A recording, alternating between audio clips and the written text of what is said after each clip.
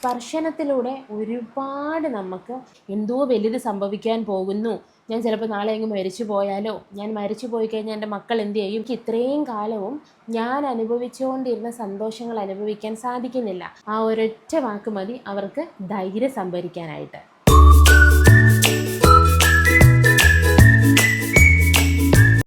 നമസ്കാരം, എല്ലാവർക്കും എൻ്റെ പുതിയൊരു വീഡിയോയിലേക്ക് സ്വാഗതം. ഞാൻ ഡോക്ടർ ആതിര IAS. ഇന്നത്തെ കാലത്ത് നമ്മൾ വളരെയധികം സുലഭമായി കേൾക്കുന്ന ഒരു വാക്കാണ് ഈ ആൻസൈറ്റി, സ്ട്രെസ്സ് അല്ലെങ്കിൽ ഉത്കണ്ഠ എന്നൊക്കെ പറയുന്നത്. ഇവ കൂടുതലും സ്ത്രീകൾക്കാണ് കണ്ടുവരുന്നത്. ഇതെന്തുകൊണ്ടാണ് ഇങ്ങനെ സംഭവിക്കുന്നത്? ഇവ പ്രതിരോധിക്കാൻ നമ്മൾ എന്തൊക്കെ ചെയ്യണം? ഇത് അതിജീവിക്കുവാനായിട്ട് നമ്മുടെ പാർട്ട്ണർക്ക് അല്ലെങ്കിൽ നമ്മുടെ പങ്കാളിക്കോ അല്ലെങ്കിൽ നമ്മുടെ മാതാപിതാക്കൾക്കോ നമ്മളെ എങ്ങനെ സഹായിക്കാൻ സാധിക്കും?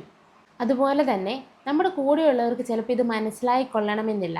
നമ്മൾ അനുഭവിക്കുന്നവർക്ക് മാത്രമേ ഇതിൻ്റെ തീവ്രത എത്രമാത്രമാണെന്ന് മനസ്സിലാകുകയുള്ളൂ. അപ്പോൾ ഇവയെക്കുറിച്ചൊക്കെ കുറച്ച് വിശദീകരിച്ച് ഞാനിന്ന് പറഞ്ഞു തരാം. Once again welcome back to my YouTube channel. എന്താണ് സ്ത്രീകളിലെ ഉത്കണ്ഠ? സ്ത്രീകളിൽ ഉത്കണ്ഠ ഉണ്ടാകാനുള്ള സാധ്യത പുരുഷന്മാരെക്കാൾ കൂടുതലാണ്. ഇതിന് കാരണം എന്താണെന്ന് വെച്ചാൽ ശരീരത്തിലുണ്ടാകുന്ന ഹോർമോണിൻ്റെ വ്യതിയാനങ്ങളും ഇരട്ടിച്ചുണ്ടാകുന്ന ഉത്തരവാദിത്തങ്ങളും ശരീരത്തിൻ്റെ ജീവശാസ്ത്രപരമായിട്ടുള്ള പ്രതികരണം കാരണമൊക്കെയാണ്. ഹോർമോൺ വ്യതിയാനങ്ങളിൽ അടങ്ങിയിട്ടുള്ളത് ആർത്തവം, ഗർഭധാരണം, പ്രസവം, ആർത്തവ വിരാമം, ഇങ്ങനെയുള്ള ഘട്ടങ്ങളിലൂടെ ഹോർമോണിൻ്റെ വ്യതിയാനങ്ങൾ വളരെയധികം സംഭവിക്കുന്നുണ്ട്. ഇത് നമ്മുടെ സ്ത്രീകളുടെ മാനസികാവസ്ഥയെ ഒരുപാട് മാറ്റങ്ങൾ വരുത്താൻ സാധ്യതയാണ്.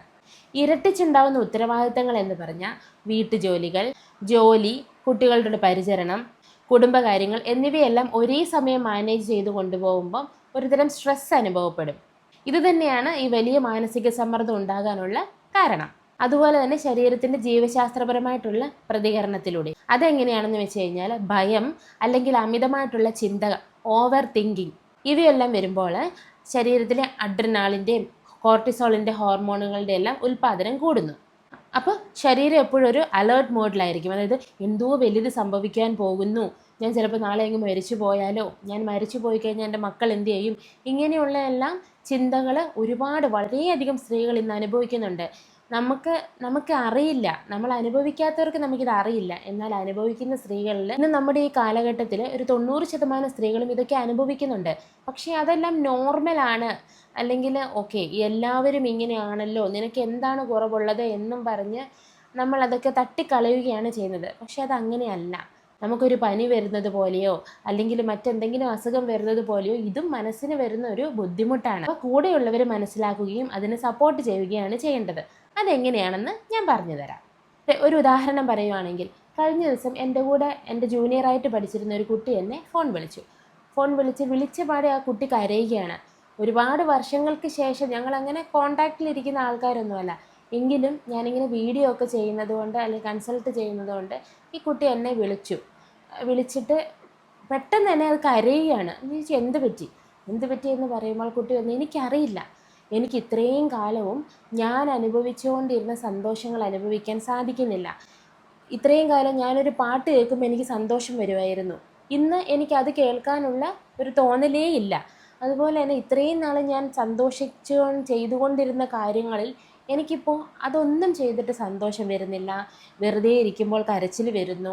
അതുപോലെ തന്നെ എനിക്ക് എന്തെങ്കിലും സംഭവിക്കുമോ എന്നുള്ള ഭയം, എന്തെങ്കിലും ഒരു ചെറിയ സിംറ്റംസ്, ചിലപ്പോൾ വായിൽ 2 കുരുക്കൾ വരുമ്പോൾ ഞാൻ വേറെ എന്തോ ആണെന്ന് ചിന്തിക്കുന്നു. അല്ലെങ്കിൽ ഒരു തലവേദന വരുമ്പോൾ അയ്യോ എനിക്ക് എന്തോ സംഭവിക്കാൻ പോകുന്നു എന്നുള്ള ചിന്ത വരുന്നു. അത് എൻ്റെ മക്കൾ അല്ലെങ്കിൽ എൻ്റെ കുഞ്ഞ് ഞാനതില്ലെങ്കിൽ അതെങ്ങനെ സർവൈവ് എന്നുള്ള ഓവർ തിങ്കിങ് ഒക്കെ വരുന്നതുകൊണ്ട് എനിക്കിതൊന്നും ശ്രദ്ധിക്കാൻ സാധിക്കുന്നില്ല എന്ന് പറഞ്ഞാൽ കുട്ടി കരയാണ്. അപ്പം ഇതുപോലെ തന്നെ ഒരു 90% സ്ത്രീകളും അനുഭവിക്കുന്നുണ്ട്. അപ്പം ആ കുട്ടിയുടെ വീട്ടുകാർ അല്ലെങ്കിൽ അമ്മ പറഞ്ഞു, നിനക്ക് എന്ത് കുറവാണ് ഈ വീട്ടിലുള്ളത്? ഭർത്താവുണ്ട്, എല്ലാ കാര്യങ്ങൾക്കും സഹായിക്കാൻ ആളുണ്ട്, അല്ലെങ്കിൽ പൈസയുണ്ട്, ഇവയെല്ലാം ഉണ്ട്, പിന്നെ നിനക്ക് എന്ത് കുറവാണ്? അതുപോലെ തന്നെ പറഞ്ഞു കൊടുക്കുന്ന മറ്റൊരു കാര്യം എന്താണെന്ന് വെച്ചാൽ, വേറെ ഒരു ബുദ്ധിമുട്ടും ഇല്ലാത്തപ്പോൾ നീ പിന്നെ എന്തിനാണ് ഇങ്ങനെ വെറുതെ ഇരുന്ന് വിഷമിക്കുന്നത് എന്നാണ് ഇങ്ങോട്ട് കിട്ടുന്ന ഒരു റെസ്പോണ്ട് എന്ന് ആ കുട്ടി പറഞ്ഞ് കരയുകയാണ്. പക്ഷെ അങ്ങനെയല്ല നമ്മൾ ചെയ്യേണ്ടത്. അപ്പോൾ ആ കുട്ടിയുടെ എൻ്റെ അമ്മ പറഞ്ഞു കൊടുക്കും, നിനക്ക് ഈ വീട്ടിൽ എന്ത് കുറവാണ് ഉണ്ടാവുന്നത്, പിന്നെ എന്തിനാണ് നീ ഇങ്ങനെ വെറുതെ പ്രശ്നം ക്രിയേറ്റ് ചെയ്യുന്നത് എന്നാണ് ചോദിക്കുന്നത്. അതുപോലെ തന്നെ എൻ്റെ ഹസ്ബൻഡിന് അതിനെ ഹെൽപ്പ് ചെയ്യണമെന്നുണ്ട്, പക്ഷെ എങ്ങനെയാണെന്ന് അറിയില്ല, നമുക്ക് എന്ത് വേണമെങ്കിലും ചെയ്യാം എന്നാണ് പറയുന്നത്. പക്ഷെ ഇതൊന്നുമല്ല ഇതിന് ഒരു സൊല്യൂഷനായിട്ടുള്ള കാര്യങ്ങൾ. പലർക്കും മനസ്സിലാവുന്നില്ല നമ്മൾ എന്തിലൂടെയാണ് കടന്നു പോകുന്നതെന്ന്. അതെല്ലാം ശരിക്കും മനസ്സിലാക്കിയിട്ട് അവർക്ക് എന്താണോ സൊല്യൂഷൻ, ഇപ്പോൾ കൂടെ ഒരാൾ കൂട്ടിരിക്കുവാണ് വേണ്ടെങ്കിൽ അവരുടെ ബുദ്ധിമുട്ടുള്ള സമയത്ത് നമ്മൾ കൂടെ ഇരിക്കണം. അതുപോലെ തന്നെ അല്ലെങ്കിൽ വേറെ എന്തെങ്കിലും ജോലിക്ക് പോകാനുള്ളൊരു ആവശ്യമാണ്, അവർക്ക് അതിനുള്ള ഒരു സൗകര്യം ഉണ്ടാക്കി കൊടുക്കണം. സാധിക്കുന്നവരാണെങ്കിൽ നമ്മൾ ഇതൊക്കെ ചെയ്തു കഴിഞ്ഞാൽ മാത്രമേ ഈ സ്ട്രെസ്സ് നമുക്ക് മാനേജ് ചെയ്ത് കൊണ്ടുപോകാൻ സാധിക്കുകയുള്ളൂ. ഇപ്പം കുട്ടീനെ കുറച്ച് നേരം ആരെങ്കിലും നോക്കി ഒന്ന് സുഖമായിട്ട് ഉറങ്ങണം എന്നുണ്ടെങ്കിൽ നമ്മൾ അങ്ങനെ ചെയ്ത് കൊടുക്കണം. അപ്പം അല്ലാതെ എനിക്കിതൊന്നും ചെയ്യാൻ സാധിക്കുന്നില്ല, എനിക്കിതൊന്നും മനസ്സിലാവുന്നില്ല എന്ന് പറഞ്ഞിരിക്കുന്നത് ഒരു എക്സ്ക്യൂസസ് അല്ല. ഈ സമയത്ത് അനുഭവിക്കുന്നവർക്ക് നമ്മൾ പൂർണ്ണ സപ്പോർട്ട് കൊടുക്കണം. എന്നാൽ അവർ നമ്മുടെ കൈവിട്ട് പോവില്ല. ഇന്ന് നമ്മൾ ഒരുപാട് വാർത്തകൾ കാണാറുണ്ട്, മക്കളെ കൂട്ടി പുഴയിൽ ചാടി മരിച്ചു, അല്ലെങ്കിൽ അങ്ങനെ ഒരുപാട് ആത്മഹത്യകൾ നമ്മൾ കാണുന്നുണ്ട്. അതിനെല്ലാം ഒരു മൂല കാരണം ഇതാണ്, അമിതമായിട്ടുള്ള സ്ട്രെസ്സും ഓവർ തിങ്കിങ്ങും കാരണം നമ്മൾ ഫ്യൂച്ചറിൽ എന്ത് ചെയ്യുമെന്ന് ചിന്തിച്ച് എനിക്കൊന്നുമില്ലല്ലോ, ഞാൻ ഒരു ബ്ലാങ്ക് സ്പേസായി, എൻ്റെ കരിയർ ഇങ്ങനെയല്ല ഞാൻ വിചാരിച്ചിരിക്കുന്നത്, ഞാൻ ഇങ്ങനെയല്ല എൻ്റെ ലൈഫിനെ ഡ്രീം ചെയ്തിരിക്കുന്നത്, അപ്പം എൻ്റെ ലൈഫ് ഇങ്ങനെയായി പോയല്ലോ എന്നോർത്ത് ഇനി എനിക്ക് ജീവിതമില്ല എന്നോർത്ത്, എനിക്ക് ആരും സപ്പോർട്ടില്ല എന്നൊക്കെ ഓർത്ത് മരണത്തിലേക്ക് പോവുകയാണ് ഇന്ന് പലരും. ഒരു 10% സ്ത്രീകളും ഇതിനെ സോർട്ട് ചെയ്യാൻ കഴിയാതെ മരണത്തിലേക്ക് പോവുകയാണ്. ബാക്കിയുള്ളവരെ ഉത്കണ്ഠ കൂടി ഓക്കെ ഇതിങ്ങനെയാണ്, എൻ്റെ ലൈഫിൽ ഇങ്ങനെയാണെന്ന് പറഞ്ഞ് സ്ട്രഗിൾ ചെയ്ത് മുന്നോട്ട് പോവുകയാണ്. ഒരു 10% സ്ത്രീകൾ മാത്രമേ ഇതിന് സൊല്യൂഷൻസ് നമുക്ക് കണ്ടുപിടിക്കണം, ഞാൻ ഒരാളോട് സംസാരിച്ചാൽ അയാളിൽ നിന്നും എനിക്ക് റിലീഫ് കിട്ടും എന്നൊക്കെ കണ്ടുപിടിച്ച് ഇത് ചെയ്യുന്നുള്ളൂ. അപ്പം നമ്മൾ കൂടെയുള്ള ആൾക്കാരാണ് ഇവരെ സപ്പോർട്ട് ചെയ്യേണ്ടത്. ഇങ്ങനെ ഉത്കണ്ഠയുള്ളവരുടെ പ്രധാന ലക്ഷണങ്ങൾ എന്തൊക്കെയാണെന്ന് നമുക്ക് നോക്കാം. ശാരീരിക ലക്ഷണങ്ങളും ഉണ്ട്, മാനസിക ലക്ഷണങ്ങളും ഉണ്ട്. ശാരീരികമായിട്ട് അമിതമായിട്ടുള്ള നെഞ്ചിടിപ്പ്, ശ്വാസം എടുക്കാനുള്ള ബുദ്ധിമുട്ട്, കൈകാലുകൾ വിറയൽ, പേശി വലിഞ്ഞു മുറുകൽ, കഠിനമായിട്ടുള്ള ക്ഷീണം, ദഹന പ്രശ്നങ്ങൾ, അതായത് വയറുവേദന, ഓക്കാനം അല്ലെങ്കിൽ ഉറക്കമില്ലായ്മയെല്ലാം ശാരീരിക പ്രശ്നങ്ങളാണ്. മാനസിക ലക്ഷണങ്ങൾ എന്തൊക്കെയാണെന്ന് നമുക്ക് നോക്കാം. അമിതമായിട്ടുള്ള ഭയവും ആശങ്കയും. ഒരു കാര്യത്തിൽ നമുക്ക് ശ്രദ്ധ കേന്ദ്രീകരിക്കാൻ സാധിക്കും, എന്തോ മോശം സംഭവിക്കാൻ പോകുന്നു എന്നുള്ളൊരു ഭീതിയിൽ, പാനിക് അറ്റാക്ക് പോലെയൊക്കെ എപ്പോഴും ഒരു അസ്വസ്ഥത, എപ്പോഴും ശരീരത്തിലൊരു അസ്വസ്ഥത ആയിരിക്കും. ഇത് അനുഭവിക്കുന്നവർക്ക് നമുക്ക് പങ്കാളിയോട് നമുക്ക് തുറന്ന് പറയാം. ഈഗോ എന്ന് മനസ്സിൽ വെച്ചിട്ട് തുറന്ന് പറയാതിരിക്കേണ്ട ആവശ്യമില്ല, നമുക്ക് തുറന്ന് പറയാം. അതെങ്ങനെയാണെന്ന് നമുക്ക് നോക്കാം. എനിക്കിത് വെറുതെ ഉണ്ടാകുന്ന ഒരു ടെൻഷനല്ല, മനസ്സിനും ശരീരത്തിനും നിയന്ത്രിക്കാൻ പറ്റാത്ത വിധം ഒരു ഭയം എന്നിൽ വരുന്നുണ്ട്. ഈ നിങ്ങളുടെ ഉപദേശങ്ങളെക്കാൾ വലുത് നിങ്ങളുടെ ഒരു പിന്തുണയും ഇതൊക്കെ കേട്ടിരിക്കാനുള്ള ഒരു മനസ്സുമാണെന്ന് നമുക്ക് അവരോട് പറഞ്ഞു കൊടുക്കാം. നമുക്ക് അവരോട് ചോദിക്കാം, എനിക്ക് കുറച്ച് ശാന്തമായിട്ടിരിക്കണം, വീട്ടുജോലികൾ എന്നെ ഒന്ന് സഹായിക്കുമോ, അല്ലെങ്കിൽ കുട്ടികളെ കുറച്ച് സമയം ഒന്ന് നോക്കുമോ, അവരെ ഒന്ന് പുറത്തൊക്കെ കൊണ്ടുപോയി വരുമോ, ഞാനൊന്ന് കുറച്ച് ശാന്തമായി കിടന്ന് ഉറങ്ങട്ടെ എന്ന് നമുക്ക് അവരോട് ചോദിക്കാം. ഇനി ശ്വാസം എടുക്കാൻ ബുദ്ധിമുട്ട് വരുമ്പോൾ, അതായത് പാനിക് അറ്റാക്ക് പോലെ വരുമ്പോൾ, എൻ്റെ കൈ ഒന്ന് ചേർത്ത് പിടിച്ച് എൻ്റെ കൂടെ ഇരുന്ന് നിനക്കൊന്നുമില്ല എന്നൊന്ന് എന്നോട് പറയാമോ എന്ന് നമുക്ക് അവരോട് പറഞ്ഞ് മനസ്സിലാക്കുകയൊക്കെ ചെയ്യാം. ഇവയെല്ലാം ചെയ്യേണ്ടത് നല്ല ശാന്തമായിട്ട് നമ്മൾ ഇരിക്കുന്ന സമയത്താണ്.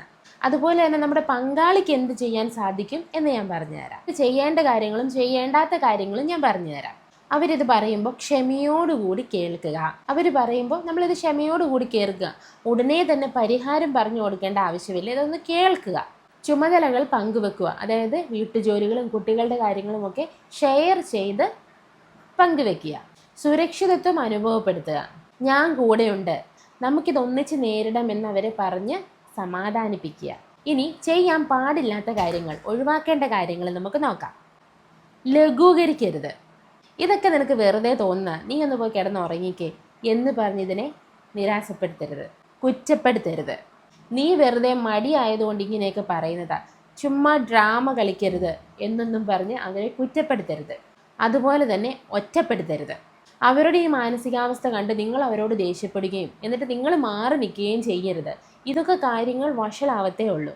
ഇങ്ങനെ കൊണ്ടൊന്നും ഒരു കുറവും സംഭവിക്കുന്നില്ലെങ്കിൽ നമുക്ക് വിദഗ്ധരുടെ സഹായം നേടണം. അത് എന്തൊക്കെയാണ് നമുക്ക് നോക്കാം. ഈ ഉത്കണ്ഠ ദൈനംദിന ജീവിതത്തെ, അതായത് ഉറക്കത്തെയും ആഹാര രീതിയും ഒക്കെ കാര്യമായിട്ട് ബാധിച്ചു തുടങ്ങിയെങ്കിൽ, നിരന്തരമായിട്ട് പാനിക് അറ്റാക്ക് വരുന്നുണ്ടെങ്കിൽ ഒരു ക്ലിനിക്കൽ സൈക്കോളജിസ്റ്റിൻ്റെയോ അല്ലെങ്കിൽ ഒരു സൈക്യാട്രിസ്റ്റിൻ്റെയോ സഹായം തേടേണ്ടതാണ്. ആവശ്യത്തിനുള്ള തെറാപ്പിയും അല്ലെങ്കിൽ അതിനനുസരിച്ചുള്ള മരുന്നുകളും നമുക്ക് എടുക്കാവുന്നതാണ്. ഒരു സാധാരണ സ്ത്രീയുടെ മനസ്സിലെ വികാരങ്ങൾ ചിലപ്പോൾ തുറന്നു പറയാൻ അവർക്ക് ബുദ്ധിമുട്ടുണ്ടാകും. ചിലപ്പോൾ അത് ദേഷ്യത്തിലൂടെ ആയിരിക്കും അവരത് തുറന്നു പറയുന്നത്. പക്ഷേ എങ്ങനെ അത് നമ്മൾ പങ്കാളിയോട് പറഞ്ഞ് മനസ്സിലാക്കണമെന്ന് ഞാൻ പറഞ്ഞു തരാം. ഒന്നാമത്തെ കാര്യം, നിങ്ങൾ ഇങ്ങനെയൊന്നും ഇല്ലാതെ, അധികം ടെൻഷനൊന്നും ഇല്ലാതിരിക്കുന്ന ഒരവസരത്തിൽ നിങ്ങൾ നിങ്ങളുടെ പാർട്ട്ണറിനോട്, അതായത് ഭർത്താവിനോടോ അല്ലെങ്കിൽ മാതാപിതാക്കളോടോ നിങ്ങൾ പറഞ്ഞു കൊടുക്കണം. ഒന്നാമത്തെ, അമിതമായിട്ടുള്ള പേടിയും ഉത്കണ്ഠയും ഒക്കെ സംഭവിക്കുമ്പോൾ അവരോട് പറയേണ്ടത് എങ്ങനെയാണെന്ന് വെച്ചാൽ, ചില സമയങ്ങളിൽ എനിക്ക് പെട്ടെന്നൊരു പേടിയും നെഞ്ചിടിപ്പും ഒക്കെ വരും. കാരണം എന്താണെന്ന് എനിക്ക് പോലും അറിയില്ല. അത് ഞാൻ വേണമെന്ന് വെച്ച് ചെയ്യുന്നതല്ല. എൻ്റെ മനസ്സിൽ ആ നേരത്തൊരു നിയന്ത്രണവും കിട്ടുന്നുമില്ല. ആ സമയത്ത് എന്നോട് ദേഷ്യപ്പെടാതെ എൻ്റെ അടുത്തൊന്ന് ഇരുന്നാൽ മതി. അതുപോലെ തന്നെ എനിക്കിപ്പോൾ നിങ്ങളുടെ കൂടുതൽ ഉപദേശങ്ങളല്ല വേണ്ടത്. ഉപദേശങ്ങളോ പരിഹാരങ്ങളോ ഒക്കെ പറയുന്നതിന് മുന്നേ നിനക്കൊന്നും സംഭവിക്കില്ല, നിനക്കൊന്നും വരാൻ ഞാൻ സമ്മതിക്കില്ല എന്നും പറഞ്ഞ് അവരുടെ കൂടെ തന്നെ ഇരിക്കുക. ആ ഒരൊറ്റ വാക്ക് മതി അവർക്ക് ധൈര്യം സംഭരിക്കാനായിട്ട്. ഇനി മാനസികമായി തളർന്നിരിക്കുന്ന ദിവസങ്ങളിൽ അവരോട് പറയുക, എനിക്ക് എല്ലാ ദിവസവും ഒരുപോലെ ശക്തിയായിട്ട് ഇരിക്കാൻ സാധിക്കുന്നില്ല. ചില ദിവസങ്ങളിൽ വീട്ടുജോലിയും അതുപോലുള്ള മനസ്സിലെ അനാവശ്യ ചിന്തകളും കാരണം ഞാൻ തളർന്നു പോകും. ആ ദിവസങ്ങളിലുള്ള എൻ്റെ ദേഷ്യമോ വിഷമമോ ഒക്കെ കാണുമ്പോൾ എന്നെ തള്ളിക്കളയാതെ എന്നെ കുറച്ച് സമയം ഒന്ന് സഹായിക്കാമോ എന്ന് നമുക്ക് അവരോട് പറയാം. അത് തന്നെ നമുക്ക് സംസാരിക്കാം. എൻ്റെ ഉള്ളിൽ ഇങ്ങനെ അസ്വസ്ഥതയൊക്കെ തോന്നുമ്പോൾ എനിക്ക് ഏറ്റവും സുരക്ഷിതം തോന്നുന്നത് നിൻ്റെ കൂടെ ഇരിക്കുമ്പോഴാണ്. എനിക്ക് ഈ അവസ്ഥയൊന്ന് മാറ്റിയെടുക്കണമെന്നുണ്ട്, നീ അതിനെന്നെ സഹായിക്കണം എന്ന് നമുക്ക് അവരോട് പറയാം. അവരത് കേൾക്കുകയും ചെയ്യും. അവർ നമ്മുടെയല്ലേ. ഇനി പുരുഷന്മാർ ഇതിനെക്കുറിച്ചൊക്കെ ഒരു പരിഹാരത്തിനായിട്ട് അവരോട് സംസാരിക്കേണ്ട സമയം അവർ ശാന്തമായിട്ടിരിക്കുമ്പോൾ അവരുടെ അടുത്ത് ചെന്ന്, ഞാൻ കൂടെയുണ്ട്, നമുക്കിത് ഒന്നിച്ച് സോർട്ട് ചെയ്യാം എന്ന് പറഞ്ഞ് അതിനുള്ള പരിഹാരം കണ്ടുപിടിക്കാം. അതുപോലെ തന്നെ അവരോടുള്ളൊരു സ്പർശനത്തിലൂടെ ഒരുപാട് നമുക്ക് ഈ സ്ട്രെസ്സ് അകറ്റാൻ സാധിക്കും. ഇവയെ നമുക്ക് നിയന്ത്രിച്ച് നിർത്താനുള്ള കുറച്ച് കാര്യങ്ങൾ നോക്കാം.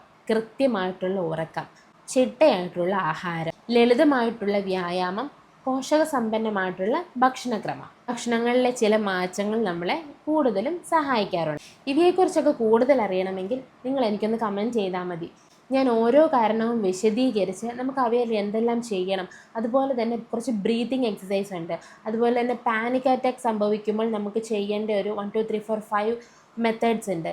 ഇവയെല്ലാം നിങ്ങൾക്ക് വേണമെങ്കിൽ ജസ്റ്റ് ഒന്ന് കമൻറ്റ് ചെയ്താൽ മതി. ഞാൻ അടുത്ത വീഡിയോയിൽ ഉൾപ്പെടുത്താം. നന്ദി, നമസ്കാരം.